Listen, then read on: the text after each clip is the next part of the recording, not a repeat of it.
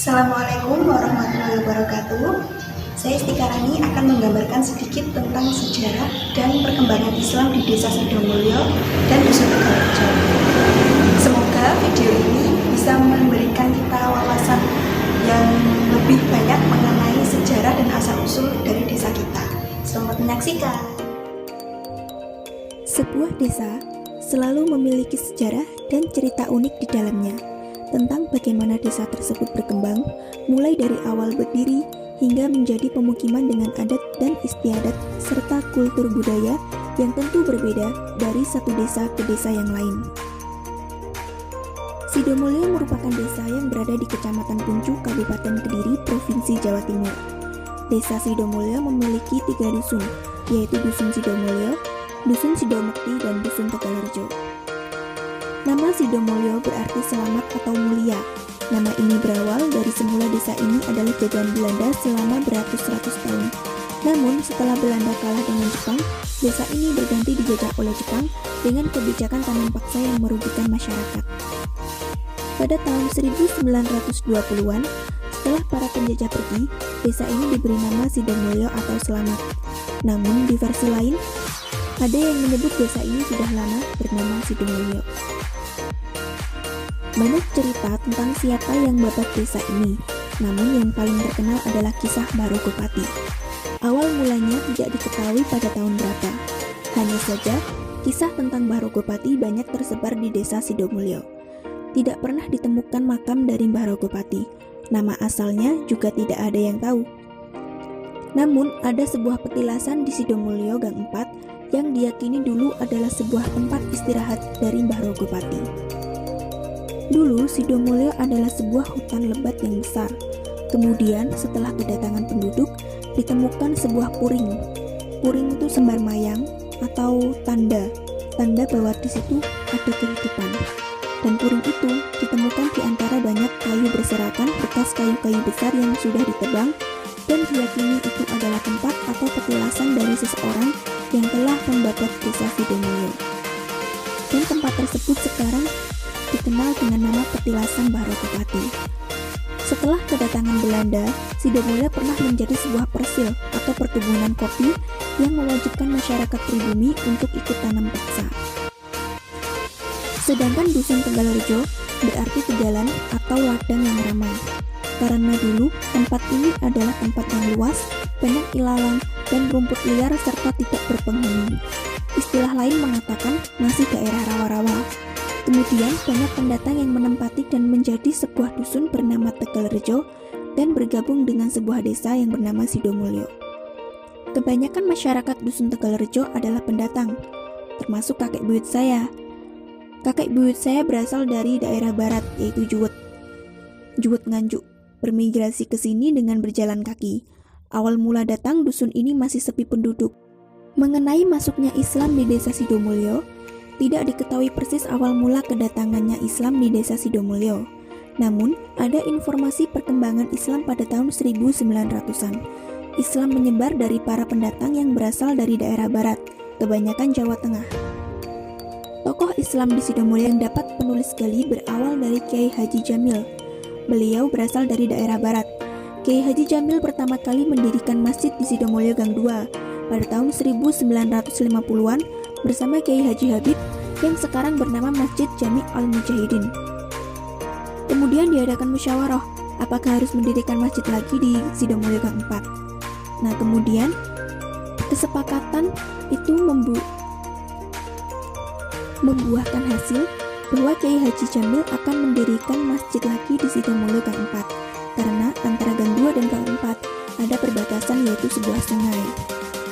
Di samping mendirikan masjid, Kiai Haji Jamil juga mendirikan sebuah pondok pesantren bernama Raudatul Muqtadiin. Banyak pemuda-pemudi di desa Sidomulyo yang menyantri ke sana. Awal mula karena keterbatasan tempat, santri mengaji dengan membuat kelompok-kelompok kecil di sekitar dan di dalam masjid. Dan ada malam tertentu di mana para santri tidak mengaji, namun berpencar untuk mencari pasir dan batu di sekitar sungai untuk membangun sebuah madrasah. Para santri gerakan untuk membuat madrasah di Sidomulyo Gang 3.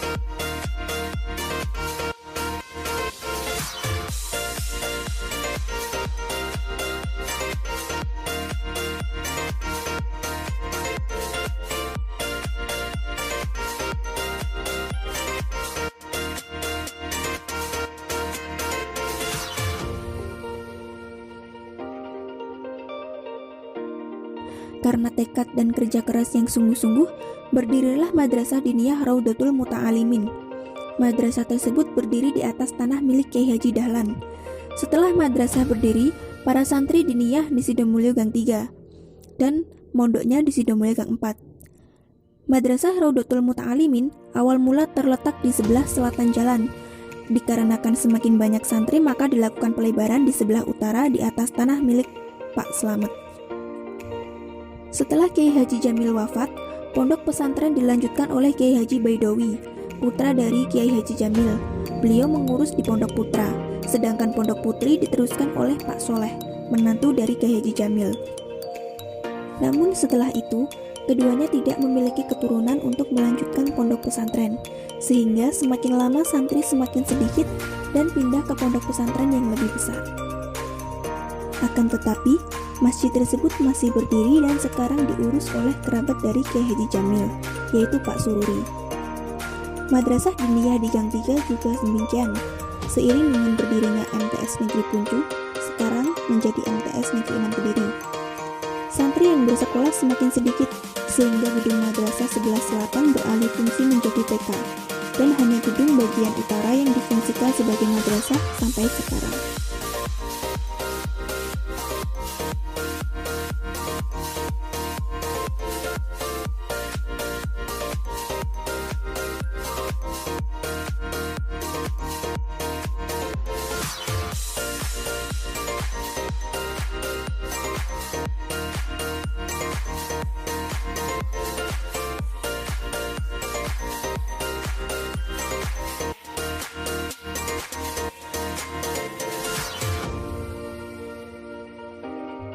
Selain Kyai Haji Jamil, tokoh Islam yang lain adalah Kyai Haji Ridwan. Beliau berasal dari daerah Blitar. Kedatangan beliau setelah Kyai Haji Jamil. Kalau Kyai Haji Ridwan mendirikan sebuah pondok di Sidomulyo Gang 3 bagian timur. Pondok pesantren Kyai Haji Ridwan adalah pondok khusus Thoriqoh, amalan, karomah, bela diri, dan lain sejenisnya. Pondok milik Kyai Haji Ridwan berdampingan dengan madrasah milik Kyai Haji Soleh. Jadi kebanyakan santri yang berguru kepada Kyai Haji Ridwan bersekolah di madrasah yang diasuh oleh Kyai Haji Soleh. Kyai Haji Soleh ini berbeda dengan Pak Soleh yang tadi. Kalau Pak Soleh yang tadi mengurus di pondok Sidomulyo Gang 4. Kalau ini, Kyai Haji Soleh mengurus di madrasah di Sidomulyo Gang 3. Setelah Kyai Haji Ridwan wafat, pondok pesantren diteruskan oleh Pak Syamsuddin. Namun beliau hanya meneruskan thoriqoh saja, tidak dengan ilmu-ilmu yang lain. Dan setelah Pak Syamsuddin wafat, pondok tersebut tidak memiliki pengurus dan akhirnya mati. Sedangkan madrasah milik Kyai Haji Soleh diteruskan oleh keponakannya yang juga bernama Pak Syamsuddin sampai sekarang, dikarenakan beliau tidak memiliki putra. Pak Syamsuddin adalah putra dari Haji Fatah, saudara dari Kyai Haji Soleh. Sekarang madrasah tersebut telah menjadi MI Islamiyah Sidomulyo, namun tetap digunakan sebagai madrasah. Jika pagi digunakan untuk sekolah MI, jika sore digunakan untuk diniyah. Sedangkan Islam pertama kali datang di Tegalrejo dibawa oleh Kyai Haji Thohir, berasal dari Desa Nglengkong, Kecamatan Sukorejo, Kabupaten Ponorogo. Beliau lulusan Pondok Pesantren Termas Pacitan, merantau ke Desa Sidomulyo tidak membawa apa-apa selain berbekal ilmu agama. Beliau pertama kali ke rumah saudaranya yang bernama Mbah Yakub, bertempat di Sidomulyo Gang 1. Setelah kedatangan Kyai Haji Thohir, banyak santri yang datang kepada beliau untuk menimba ilmu. Karena saking banyaknya santri yang berguru kepada Kyai Haji Thohir, ada seorang warga yang merasa welas dan berbaik hati memberikan beliau sepetak tanah yang dan rumah di daerah utara Sidomulyo. Orang yang memberikan tanah tersebut bernama Mbah Barnawi. Kemudian pindahlah Kyai Haji Thohir dan para santrinya ke sana. Tepatnya masih sangat sepi dan banyak rumput-rumput liar, serta rumpun bambu yang lebat. Di sana beliau mendirikan sebuah musola dan pesantren kecil, serta angkringan untuk tinggal dan menjadi tempat belajar para santrinya. Kyai Haji Thohir menamakan daerah ini menjadi Tegalrejo. Di dalamnya tersirat sebuah doa yang dimaksudkan agar suatu saat daerah ini menjadi tempat yang ramai penduduk. Seiring dengan berjalannya waktu, banyak masyarakat yang merantau dan mengaji di tempat Kyai Haji Thohir. Jadi, daerah utara Sidomulyo itu adalah cikal bakal dari Dusun Tegalrejo yang sekarang telah menjadi pemukiman yang banyak penduduk yang dari semula hanya sebuah rawa-rawa. Karena telah memiliki tempat tinggal sendiri, meskipun sederhana, Kiai Haji Thohir menikah dengan adik dari Kiai Haji Abdul Ghafur yang berasal dari Kecamatan Mojo, Kota Kediri. Kiai Haji Abdul Ghafur adalah teman sekamar beliau waktu mondok di Termas. Setelah lama berjuang, Kiai Haji Thohir wafat dan beliau berpesan kepada menantunya yaitu Pak Musni untuk melanjutkan perjuangannya. Tak lama berselang, Pak Musni pun wafat dan diteruskan oleh Kiai Haji Rawiyan. Setelah Kiai Haji Rawiyan meninggal, masyarakat mengadakan rapat tentang siapa yang melanjutkan kepengurusan masjid. Dan keputusan tersebut menemukan hasil bahwa kepengurusan masih diampu oleh bani dari Kiai Haji Thohir, yaitu Pak Mansur. Dikarenakan beliau tidak menyanggupi jika seorang diri, maka dilanjutkan rapat lagi dan membuahkan hasil. Yang kedua, bahwa kepengurusan masjid diampu oleh Pak Mansur, Pak Hasan, dan Pak Kapidon. Pak Kapidon juga memiliki musola kecil di depan rumahnya, dan ada banyak santri yang mengaji di sana. Musola tersebut bernama Musola Al-Mujtahidin. Selain digunakan mengaji, awal mula kegiatan sholawat Al-Banjari dan Habsyi di Tegalrejo juga berasal dari musola tersebut. Banyak yang belajar menabuh terbang dan narkoba, bahkan dari luar desa sekalipun. Tradisi atau kegiatan rutin di Desa Sidomulyo yaitu selalu mengadakan tasyakuran di balai desa setiap hari besar, seperti Agustusan dan bulan Suro. Khusus bulan Suro, setelah diadakan tasyakuran, akan ada pementasan wayang di depan halaman rumah kepala desa. Kegiatan ini rutin setiap tahun, meskipun telah terjadi pergantian kepala desa. Tasyakuran ini juga dilaksanakan di Petilasan Barogopati. Ini sebagai rangka upaya dalam kegiatan bersih desa. Kegiatan lain di Desa Sidomulyo yaitu banyak rutinan dari perkumpulan jamaah Yasin, tahlil, pengajian Sabtu Pahing, rutinan khataman Al-Quran, perkumpulan Isari, manakiban, dibaan, dan masih banyak lagi.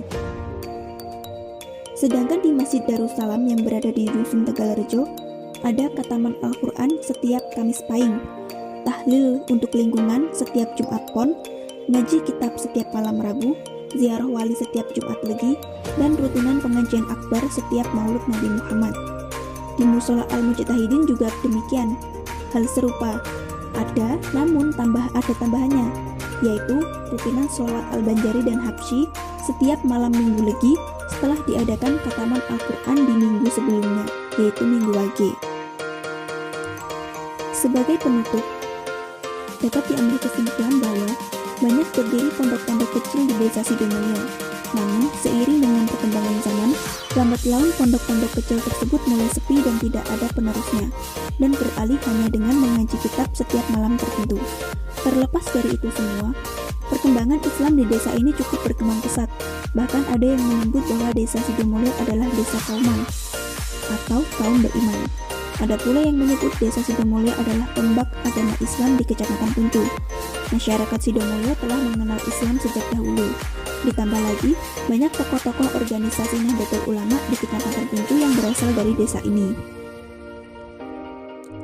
Sedikit kutipan dari Bung Karno, Bapak Revolusi kita, yaitu, jangan melupakan sejarah. Tentu sebagai generasi muda, sudah seharusnya kita mengetahui sejarah bangsa Indonesia, dimulai dari hal kecil yaitu sejarah desa kita sendiri, bagaimana asal-usulnya, perkembangannya, kebudayaannya, dan lain sebagainya, agar kita dapat memetik hikmah dari sejarah tersebut.